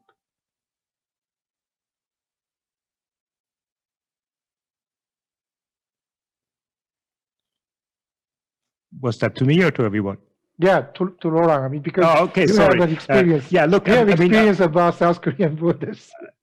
I would say two things. One is Korea is a lot more hermetically sealed than many other borders. You know, it's today more open than it was when I was there in the 80s. In the 80s, no one could cross. Like we sort of 6 Swiss and 6 Swedes were the only ones being able to cross. Today, there's some interactions, but compared to most other borders, it's very sealed. The similarities, I would think the first point I made around militarized masculinities. Now, we look at a lot of politics, security issues in very militarized way, in very masculine ways. And as a result, we really limit our capacity to think innovatively about how to rethink conflict, how to find different solutions.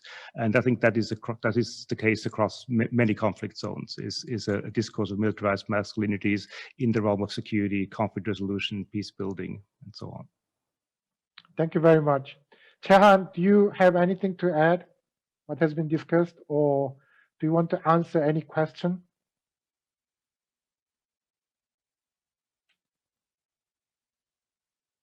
All right. Okay. If I look at the first question of from audience, it is who asked whether we may distinguish between flexible frontiers and fixed national borders. According to my presentation, pre-modern and post-modern can be counted as the flexible frontier, while the border can be counted as a fixed the border. But I would like to say, add one more thing to that. Actually, the national border, any border is existing in political term, not in legal term. For instance, as you saw the picture of Borderlands, the DMZ and JSA, you saw the wire fence, wall, right? But actually, as I said in my presentation, the MDL, military demarcation line, is a typical, type of a modern border and demarcation. But everybody believe there should be a wall or wide fence, but there is no wide fence. Actually, if you visit the Korean DMZ and find the wire fence, then there should be a wire fence, erected by the North or South government for just protecting some resident or some the monitoring and investigation. So in the legal term, which means the sense of the Korean armistice agreement, it's the international legal term. The fence should be apart from 2 kilometers far from the MDL, but most of the wire fence do not, lie over there. Just some fence just 1 kilometer from MDL, or the other fences lie about 30 kilometers from the MDL. So. Yes, so if I just, I'd like to add that, so the border is fixed, but very existing politically. That's what I'm saying. Okay. Thank you. Thank you very much. I hope everybody in this session can have a chance to visit Korean borderlines, to watch the kind of reality mixed of barbed wires and open field, only politically defined. Okay, Nimmy, do you have anything to add? So I think there's a question by Patricia about border imperialism and how it squares with this notion of peace, or if I heard you correctly, if I recall correctly. So it's a very valid, it's a fair point. But what makes it particularly sinister and tricky really is how the state then leverages a lot of this securitization and militarization discourse in the name of producing peace. So it justifies and leverages the same securitization discourses in the name of creating peace. So it doesn't really, these are seen as being fundamentally, as being absolutely relevant. There's one more question from the chat box I can see from Turkey about whether these the borders and the walls that are coming up, whether these are temporary processes. A quick, short answer would be no. These are, and one way to look at is to look at bordering itself as a practice, not really as as happening necessarily at the borders, but happening far away. And this pandemic has actually thrown up very disturbing, examples of how, whether it's racial profiling or the kind of us versus them, this entire social histories of prejudice that are getting, that it's giving a shot to. I think these are all really bordering practices that are getting a fillip. So Thank you very much. Thank you. And for viewers, there will be a feedback survey in the comment section of your YouTube channel. We would very much appreciate it if you could fill in that survey as well. So now we move on to Lily.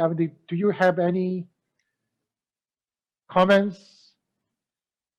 Thank you, Dr. Yi. I think I will follow on what Professor Nimmy, the question from Turkey in terms of the transformation and changes that happens in borders. And I think one of the critical issues we appreciate from all the presenters today is that apart from the challenges in the borderlands, there are opportunities. And I think for me, the transformation here would be basically looking at even our center's approach in terms of research and supporting in terms of programming. That as we look at these borderlands as creative spaces, what is the methodology? What is the approach we are going to use? And I think looking at research and programming from the voices, from this potential that we have said, in the borderlands, these communities are resilient. So it will be very, very important to start from that point. So whatever research and analysis, we are carrying the voices, we are carrying the solutions from the people in the borderlands. And that way, I think we will then lift them from poverty and will also be able to contribute. Secondly, very quickly, the issue of policy. In most cases, the definition of border and borders is actually defined by national states policies, national states frameworks. So I think it will be also quite useful to be able to intervene in terms of working with the authorities within borders and within these borderlands to be able to come up with policies that actually inform the way this issue of bringing development or bringing order, as the first presenter said, so that in a manner there is a way of inclusiveness and also ensuring that it benefits those we say are being found in this borderland. Thank you. Thank you very much. I think it was a small session, but we certainly carried the big voice about solutions to borderlands issues. Now we have to close the session. Thank you so much for presenters, first of all, and participants in the YouTube channel. In particular, I'd like to thank interpreters and all those staffs involved in managing these Zoom platform and YouTube channels.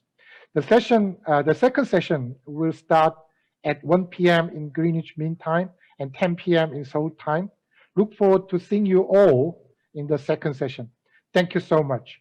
Bye-bye, everybody.